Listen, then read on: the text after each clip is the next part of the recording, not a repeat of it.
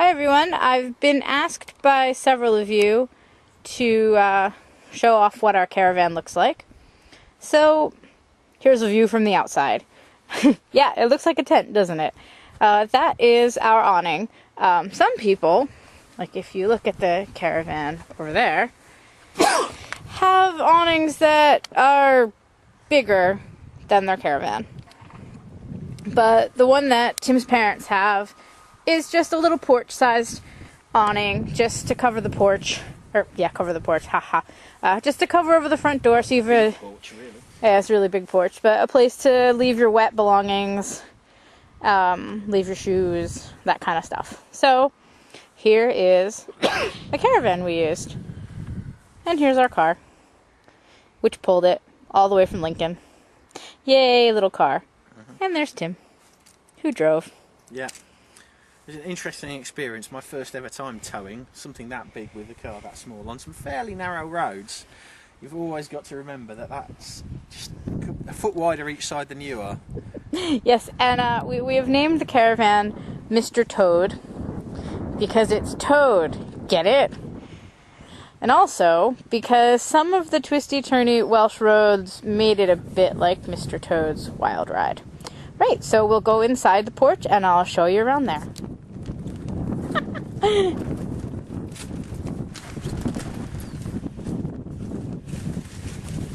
And there's Tim through our window. Which also, in addition to unzipping there, it unzips here as well. And you can tack it up to have a screen. I'm not going to tack it up right now. And we open the door. Ta-da!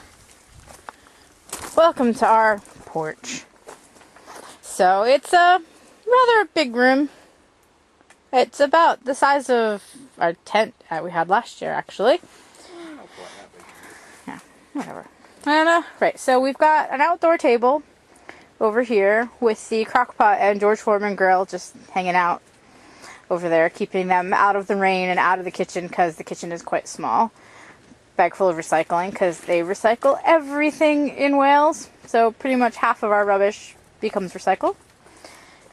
2 chairs down there that's obviously we use at the table, but we collapse them during the day because they get wet if it rains. My IKEA fairy lights have become a clothesline and a night light. Turn them on at night. Makes it pretty, but they make a good clothesline for drying vase cloths. And then we have crate of drinks, booze looks like, our cooler from the car, a crate that we keep our extra rucksacks and water packs and things in, and our shoes, because we don't wear shoes in the caravan in an attempt to try and keep down the dirt. Not like it's helped much, but we try since it's not ours. And Tim's excellent find of 18 tins of Magner's cider for 11 pounds. Well, passes the evenings most agreeably. And of course our walking poles are down there in the corner, which we bought when we were in Austria 2 years ago. Right, so shall we have a look inside? Right, so in we go. Oh, look, there's Tim. Hiya. Reading a train book. None of us are surprised now, are we? No. I know what I like. Right, so, as you walk in, straight ahead of you are these cabinets. And one cabinet.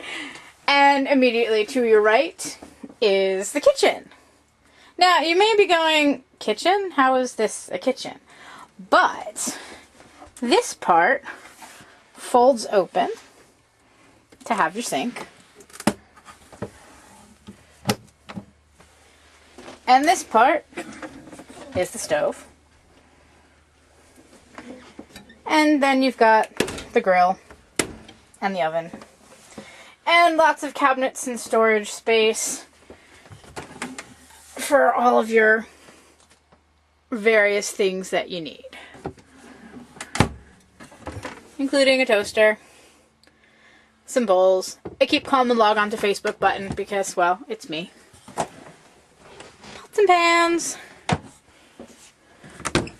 Food, glorious food.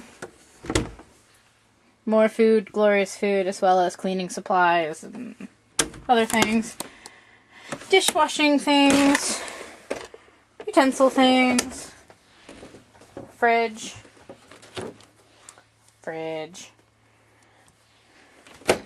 Kettle. Snack cabinet, which technically is supposed to hold bottles. Oh, I like where you put the lighter, Tim. Yeah. Nice. Has these bottle holders for wine bottles, but neither one of us are drinking wine right now, so we just have it stuffed with more food. And this is the controls. So as you can see right now, the water is on because I was just using it, so I'll turn the water off because I'm done. Tells you how charged your battery is, your fuses, all that stuff. Tim understands it, I don't bother. Storage area for the table. And this door is the bathroom, which does have a toilet, but currently our towels are sitting on it because we haven't used the toilet at all while we're here. And it's also been our laundry room because there's no place else to put the laundry. Sink with a sprayer that you can pull up and put on the wall to shower with, which again we haven't used. But you can, so that's the important part. And now I'm getting myself wet. There's a shower curtain here, which I have my laundry hanging off of. Why not? This right here is the wardrobe. You just push the buttons, and that unlocks them so you can open the doors. And as you can see, it's towards the end of our holiday, so there's not really much left. Most of it's in the laundry basket. Dressing gowns are down there because there's no place else to hang them.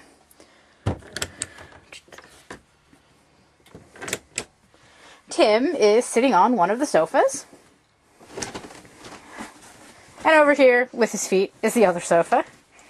At night, you'll see that this folds out and comes together to make a bed, which I will show you when it's time for bed. But meanwhile, there's more overhead cabinetry that's got a bunch of stuff that we bought. That is our makeshift bookshelf. Gee, what were our interests again? Yeah. Well, it's research material for the trip. Right. Couldn't go anywhere. Our collection of walking books. The bathroom stuff that we need after we're done in the shower. I've organized this very well. A little shelf.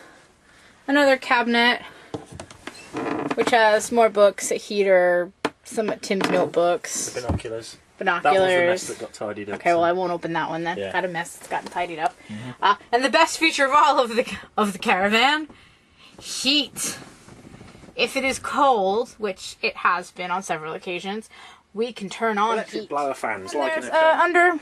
under storage there, which there's nothing in it right now, but we'll put our shoes in there when we leave. There's 2 drawers. One drawer is, well, they're both kind of messy, but one drawer is full of caravan type stuff, and the top drawer has all of our chargers and other assorted items. And Tim is rearranging things to show you our table. Ta-da! So when we're ready to eat, you just pull that out, and then you've got spot for 2 people to sit inside. And then it all nicely folds away when you're 10. And we're really tired and we're ready to go to bed because tomorrow we have the big drive back home. So Tim is going to show you how this turns into a bed. Okay, dead easy. Step 1, under the drawers, there's a whole row of little wooden slats that slide on plastic channel section that runs under sofa cushions. Of course, now I'm just showing everyone your butt. Okay, well, I'll move to where you can see, you silly sausage. Okay, that's just... I like your butt. A couple of plastic lugs, and that was firm. Okay, what's next? Right, a little piece of hardboard that lives under one of the sofa cushions. Just slides in place just to secure things. We'll spread the weight. Then sofa backs go down there. Here comes the other one. Right. Should have had a stopwatch on this. Just out of scientific curiosity. Stuff it into place.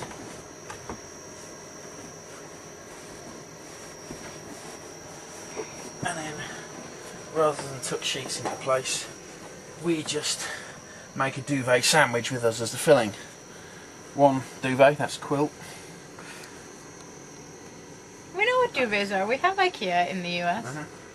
Well, you always called them quilts, so I wasn't sure how. No. A quilt is something entirely different. Okay. I think you just make half of these words up to keep me guessing. Not.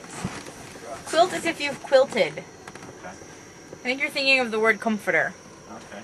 which would be a duvet that doesn't open. Right. Like you can't take the cover off.